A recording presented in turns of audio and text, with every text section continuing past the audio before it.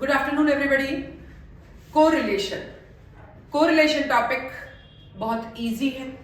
Correlation यानी दो value में रिलेशन इस प्रकार का हो कि एक में चेंज करने पर दूसरे में भी चेंज होता है तो वो क्या कहलाता है? कोरिलेशन। एक में चेंज किया जाए उसके कारण अगर दूसरे में भी चेंज होता है तो वह कोरिलेशन होता है। जैसे अगर इनकम और डिमांड में कैसा रिलेशन है? इनकम अगर बढ़ेगी तो डिमांड भी बढ़ेगी और इनकम अगर कम होगी तो डिमांड भी कम हो जाएगी। तो इनकम और डिमांड आपस में क्या है? कोरिलेटेड है, उन दोनों में रिलेशन है। सपोज अगर मैं क्लास लेती हूँ तो आप लोग आते हैं, मेरी क्लास अच्छी होती है तो आप यूट्यूब को बहुत ज्यादा सब्सक्राइब करते हैं, बहुत ज्यादा कमेंट कर रहे हैं। तो दोनों में, मेरे क्लास लेने में और आपका क्लास देखने में, दोनों में पॉजिटिव कोरिलेशन है। ठीक है, तो जल्दी से जल्दी इसी चीज को, पॉजिटिव कोरिलेशन को बहुत अच्छे से सेलिब्रेट करिए।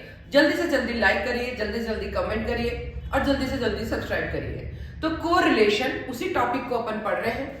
दो वैल्यू में इस प्रकार का रिलेशन हो कि अगर सपोज इनकम है और दूसरी तरफ है डिमांड, इनकम बढ़ेगी तो डिमांड भी बढ़ेगी, इनकम कम होगी तो डिमांड भी कम हो जाएगी। तो दोनों में कौन सा कोरिलेशन है? पॉजिटिव। अगर पॉजिटिव रिलेशन है दो वैल्यू में तो पॉजिटिव कोरिलेशन होगा। बट अगर एक तरफ अपन ने ले लिया प्राइस और दूसरी तरफ ले लिया अपन ने डिमांड, अगर किसी चीज की प्राइस बढ़ेगी तो डिमांड कम होगी, प्राइस कम होती है तो डिमांड बढ़ेगी। दोनों में कैसा रिलेशन होता है? नेगेटिव कोरिलेशन होता है। थोड़ा सा कॉपी करेंगे, जल्दी से कॉपी करेंगे, स्क्रीनशॉट भी ले लीजिए कि अगर जो है दो वैल्यू में इस प्रकार का रिलेशन हो कि एक में चेंज करने पर दूसरे में भी चेंज होता है तो वह क्या कहलाता है? कोरिलेशन। अब बात करते हैं, suppose correlation is a statistical tool which studies the relationship between two variable. The relationship between two variables, two variable में जो रिलेशन बताता है वो कोरिलेशन कहलाता है। फिर the correlation expresses rate relationship between the groups of items but not between the individual items. यानी group में रिलेशन बताता है कि इंडिविजुअल का कोरिलेशन नहीं बताता। तो अगर पॉजिटिव रिलेशन होगा तो पॉजिटिव कोरिलेशन, नेगेटिव रिलेशन होगा तो नेगेटिव कोरिलेशन। अब बात करते हैं, ये तो हो गई आपकी जनरल थ्योरी जो आपको पढ़नी है। बट उसी के साथ साथ अगर कोरिलेशन का मीनिंग पढ़ने के बाद properties of coefficient of correlation, second वाला जो है उसका भी स्क्रीनशॉट ले लीजिए। फर्स्ट था बिल्कुल मीनिंग का, सेकंड वाला जो है आपका प्रॉपर्टीज का। अब प्रॉपर्टीज क्या होती है उसको भी अपन डिस्कशन कर लेते हैं।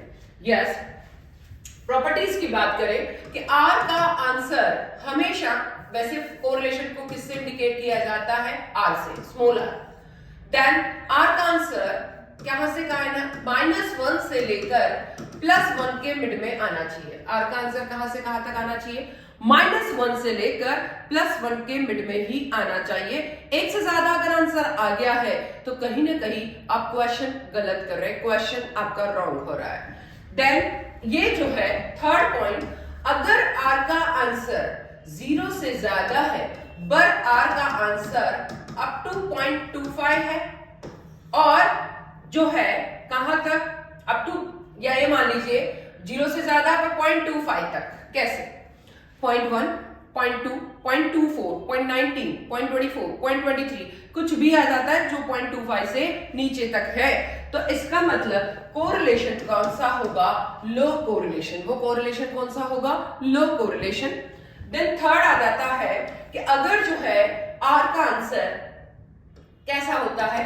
एग्जैक्टली 0.25 आ गया या ज्यादा आ गया 0.25 से, ज्यादा आ गया है 0.25 से और अप टू 0.75 आ गया। देखिए इसको बहुत अच्छे से, आर का आंसर एग्जैक्टली 0.25 आ जाता है, आर का आंसर एग्जैक्टली 0.25 आ जाता है। आर का आंसर क्या आ जाता है? एग्जैक्टली 0.25 आने के साथ साथ ही आर का आंसर जो है कैसा आ जाता है?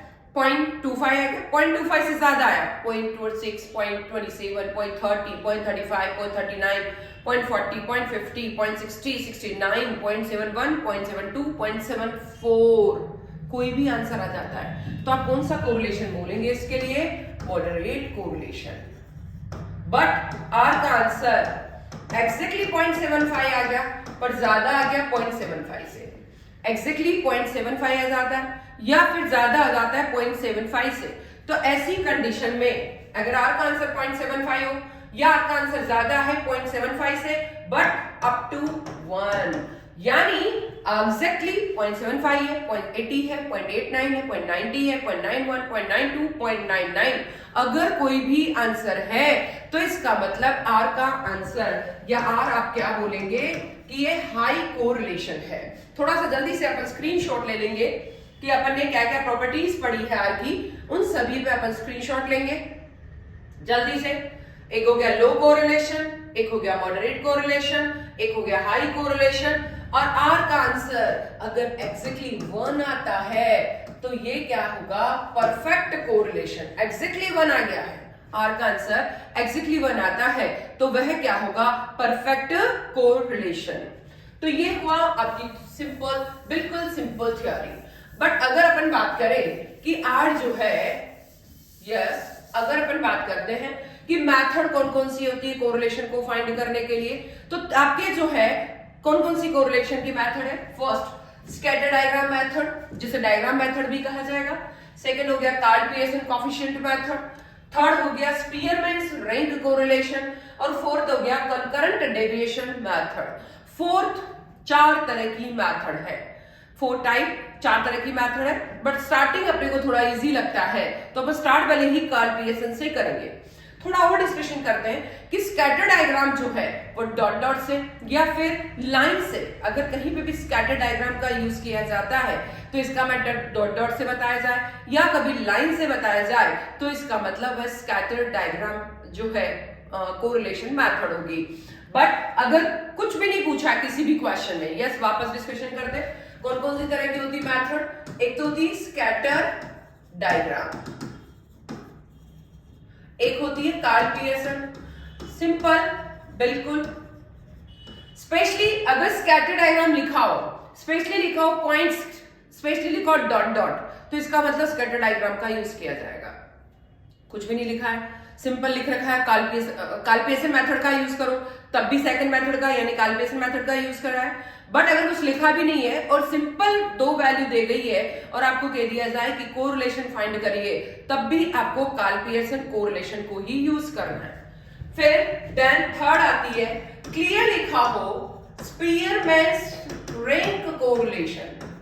रिंग अगर क्लियर लिखा है किसी का नाम, स्पीयरमैन लिखा है तब भी आपको स्पीयरमैन का यूज करना है। रिंग कोरिलेशन कह रखा है तब भी आपको रिंग कोरिलेशन का यूज करना है। मतलब क्लियर आपको लिख रखा है स्पीयरमैन रिंग कोरिलेशन जजमेंट। इस तरीके से अगर आपको क्रम, कोटि, क्रमांतर कुछ भी दे रखा है तो क्रम भी दे रखा हो, कोटि भी दे रखा हो, क्रमांतर भी दे रखा हो, तब भी आपको स्पीयरमैन रिंग कोरिलेशन का ही यूज करना है।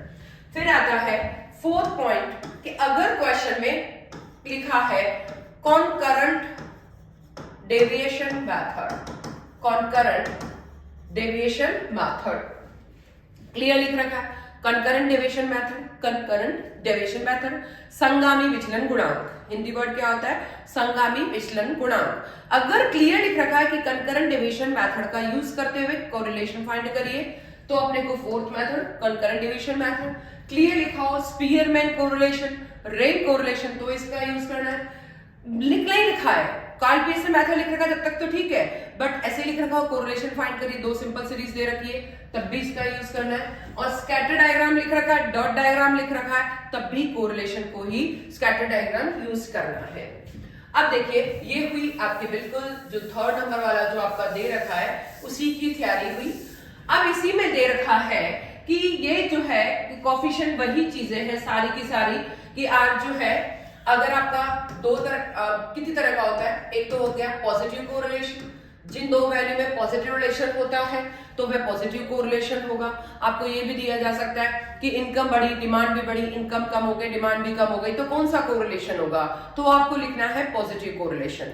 बट अगर सेकेंड लिखा है नेगेटिव कोरिलेशन, 2 वैल्यू में नेगेटिव रिलेशन लिखा है कि एक बढ़ती है दूसरी कम होती है। सपोज अगर जो है प्राइस बढ़ती है तो डिमांड कम होती है, या प्राइस कम होती है तो डिमांड बढ़ती है, दोनों में कैसा कोरिलेशन होगा, तो आपको सोच लिखना है कि वह नेगेटिव कोरिलेशन होगा। थर्ड आपको क्लियर लिखा जाए कि अगर R का आंसर एग्जैक्टली 1 आए तो कौन सा कोरिलेशन होगा, तो आप बोलेंगे परफेक्ट कोरिलेशन होगा। फोर्थ, अगर आपको पूछे कि R इक्वल टू 0 है तो आप क्या बोलेंगे, 0 होने पर एब्सेंस ऑफ कोरिलेशन, दो वैल्यू में कोई कोरिलेशन नहीं होगा। अगर 1 है तो परफेक्ट कोरिलेशन, पर 0 है तो एब्सेंस ऑफ कोरिलेशन, उनमें कोई कोरिलेशन नहीं है। फिर अगर क्वेश्चन में पूछे कि अगर जो है फुल्ली कोरिलेशन, या अपन ये कह दे कि पार्शियल कोरिलेशन कैसा होता है। पार्शियल का मतलब है कि जब अगर सपोज आपको कोई भी प्रोडक्शन लेना है, आपने प्रोडक्शन गेहूं का प्रोडक्शन लेना है, आपको एग्रीकल्चर कर रहे हैं, खेती कर रहे हैं।